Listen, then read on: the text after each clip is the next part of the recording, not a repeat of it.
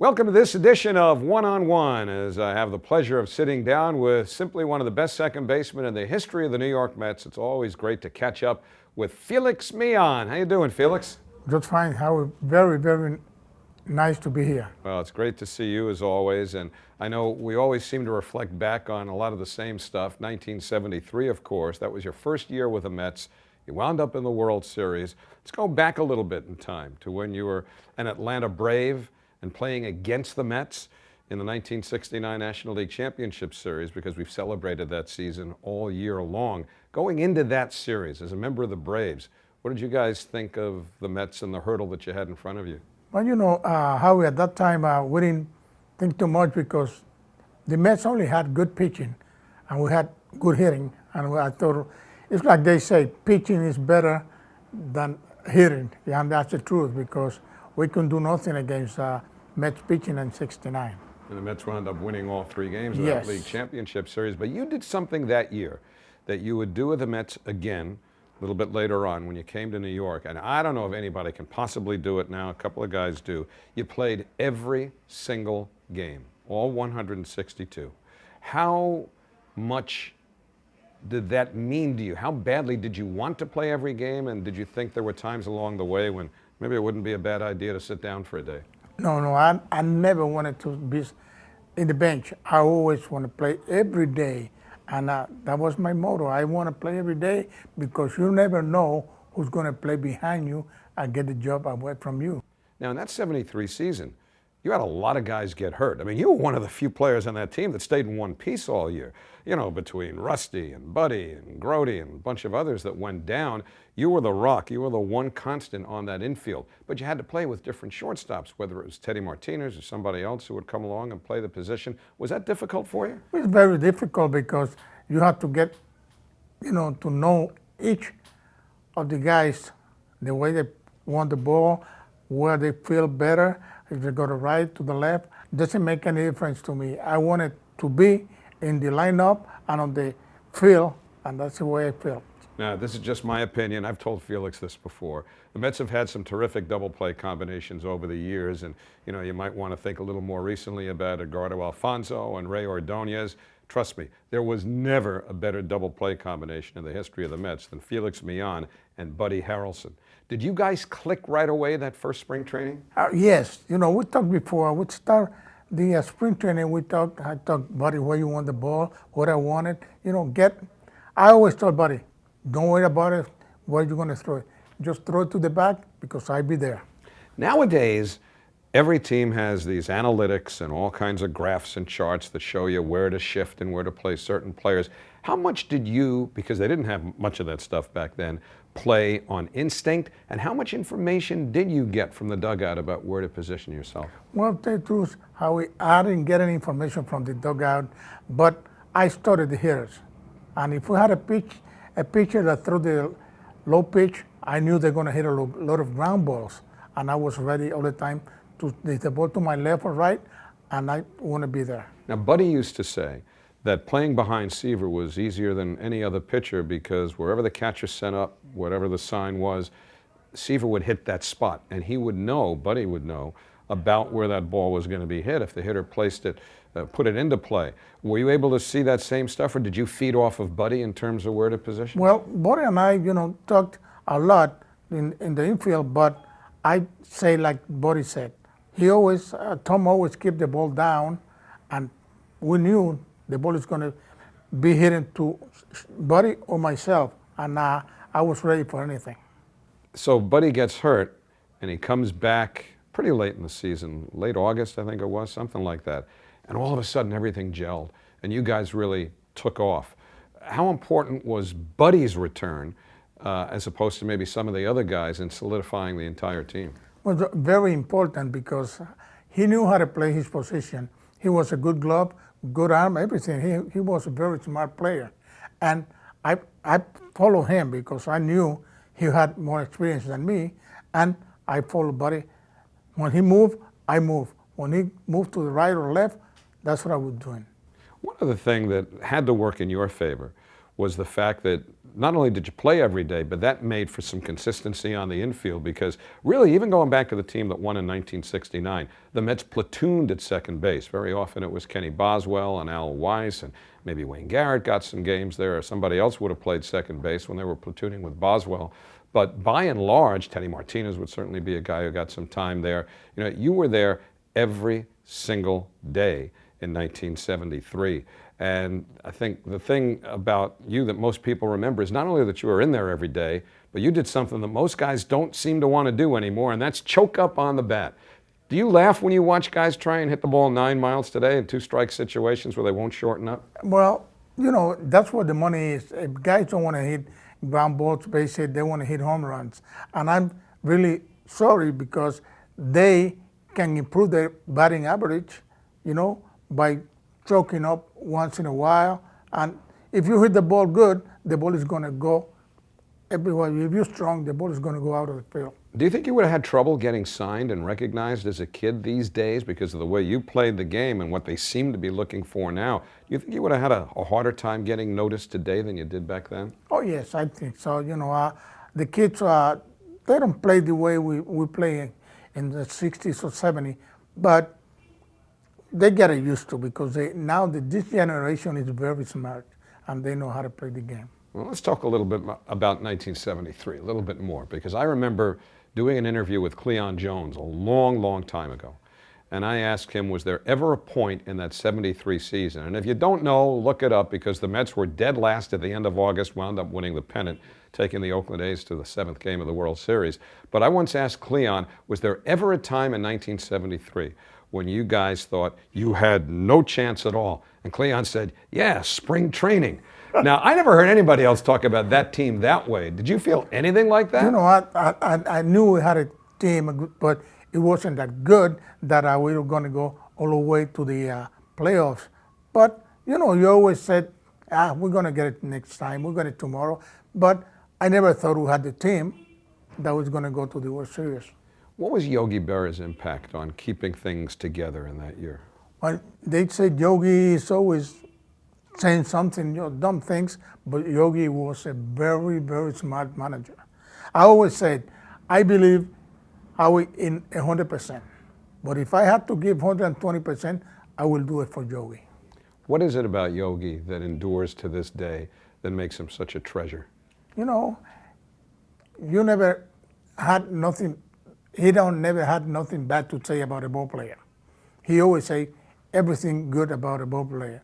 And I think Yogi gained my respect, and I think he gained the respect of all the guys because everybody loved Yogi Berra. And so as that season progresses and guys are going down and you're stumbling and you're miles behind in the standings, then came that famous episode when M. Donald Grant, the board chairman, talked to you guys in the clubhouse, after which Tug McGraw basically mimicked Grant by yelling, yeah, he's right, you gotta believe, you gotta believe. Did it happen exactly that way, the way we've been led to believe it did? Well, it might happen that way, but you know, Tug always talking, and you know, he always he was the guy who kept the guys loose in the dugout and in the team. And I would say, yeah, because he always hitting his glove while he was going to the pitching mound or he's coming out to the dugout. He would say, and I think he was one of the guys who make us believe. Who were you closest with personally on that team?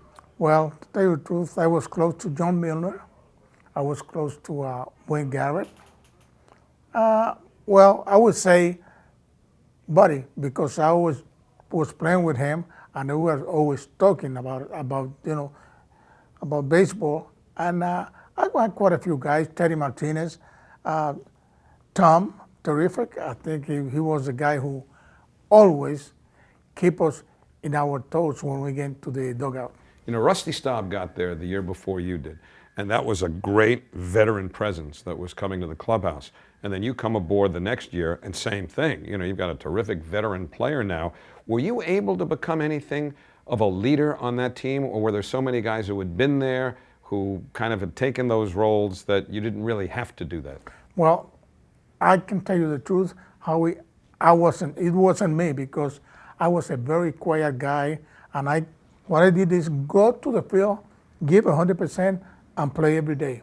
But the other guy took charge on that, like Tom Seaver and even Buddy did the same thing. So as you came down the stretch in '73, nobody's taking charge of the National League East. It's there for the taking for a team that gets hot.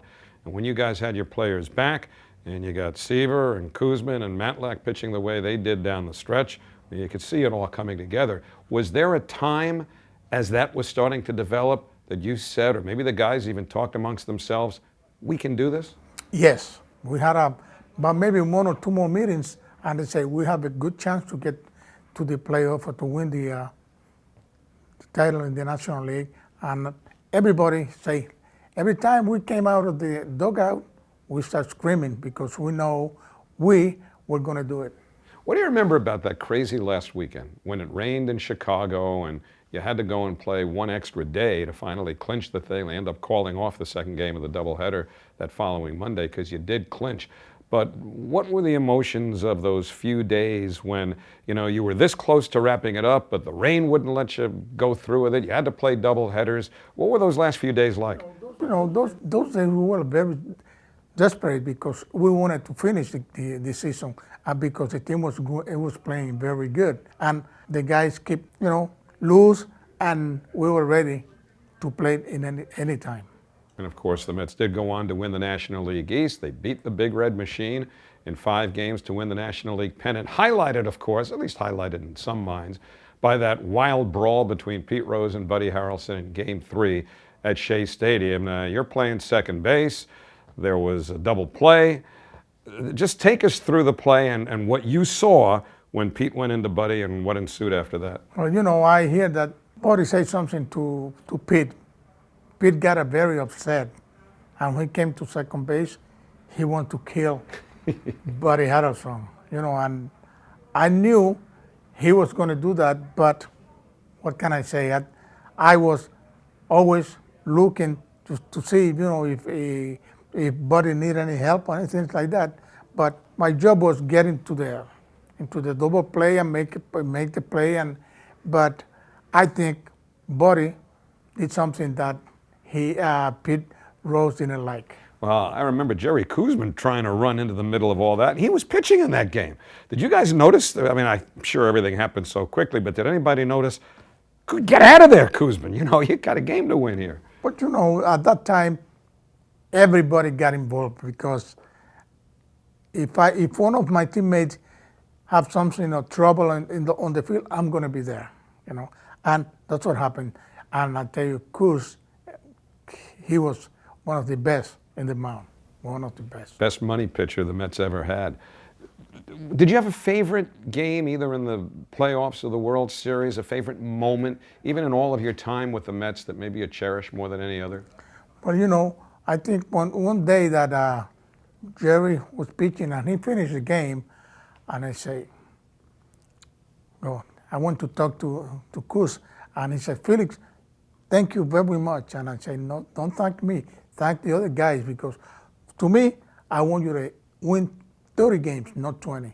And he was the kind of pitcher that when you get one of those guys pitching, you get everything for him. Now, as we say, best money pitcher in the history of the franchise. You got to play behind him when he won his 20th game that year in 1976. And I also want to talk to Felix about his home country of Puerto Rico, because baseball's taken a hit in Puerto Rico over the last number of years. Very hard. What is the difference between baseball in Puerto Rico now and when you were coming along, and what can be done to incorporate more great Puerto Rican players into this game?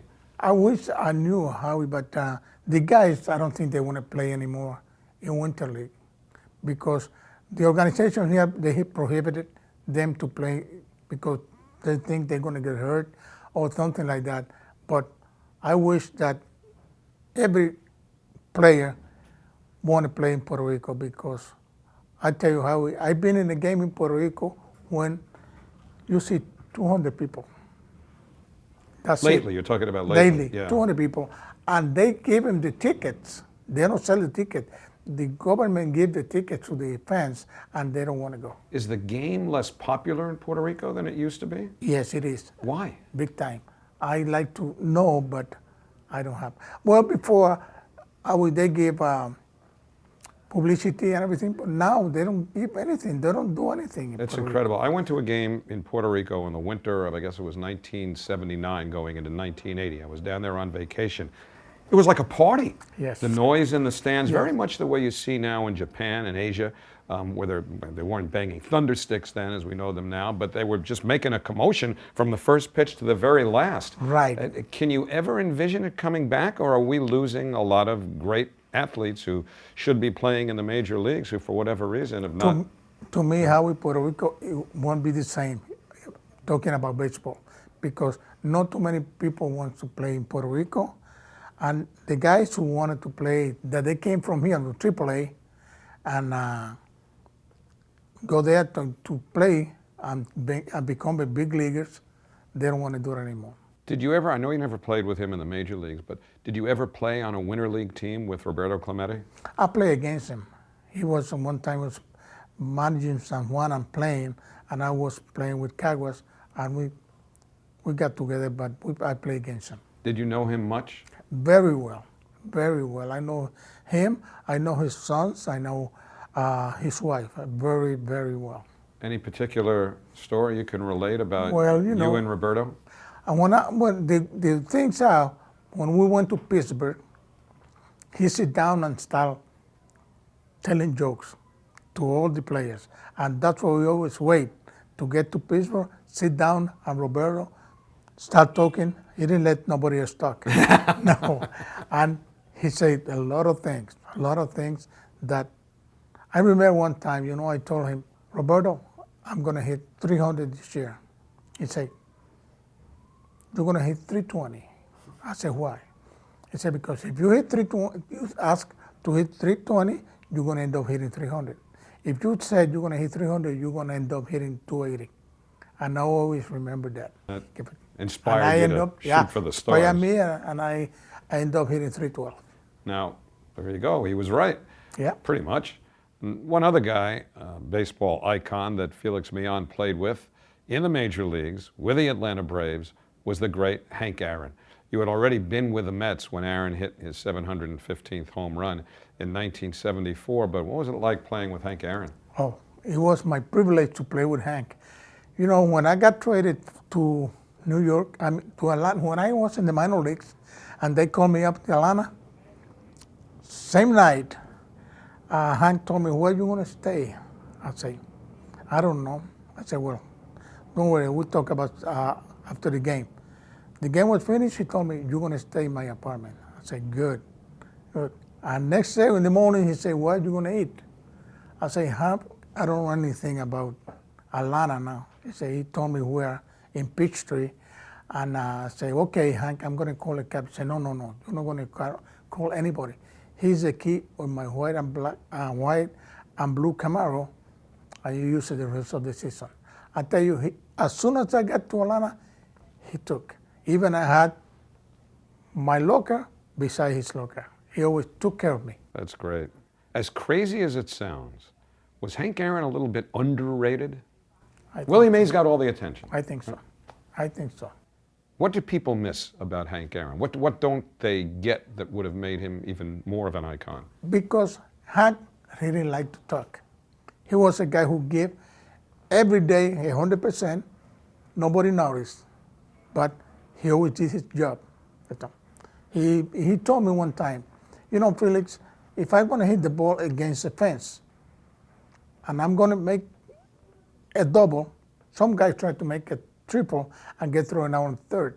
No, I get from home, I get to second base, and everything will be okay. He always was very, very low-key, very low-key. It's incredible to think that the greatest home run hitter of all time, I suppose, whatever you think of what's happened since, can be underrated, but there are a lot of people that tell you Hank was. He was underrated. I'll tell you something that's not underrated, by the way, and maybe it is because it probably doesn't get as much attention as it should, but I've been up to Mets fantasy camp. And believe me, this is not just an advertisement for fantasy camp at all, but Felix has been there working with the guys who come up and play for a week at a time. How many years now have you been a coach there? Maybe about 22, 23. What is it that keeps you coming back? I love it. I love it, Howie, because you get together with the other guys that you haven't seen in a while, and you try to teach your guys to be lawyers, policemen, everybody who wanted to be a major league in his life, and they never made it. But it's great because these guys give everything to play good in front of us. Well, I see you up there every year. You're always smiling. You're always telling stories. You're always out there having fun. And that's fitting because it was so much fun for us to watch you play for the New York Mets. And I'm so glad you spent some time with us today, I Felix. really did enjoy playing New York. And I'm happy that I become one of maybe the best fans that the Mets got, because I love the Mets. Well, and they love you right back. Great seeing you, Felix. Thank you, Howie. Okay, that's Félix Millán, our guest on One on One. I'm Howie Rose. We'll see you next time.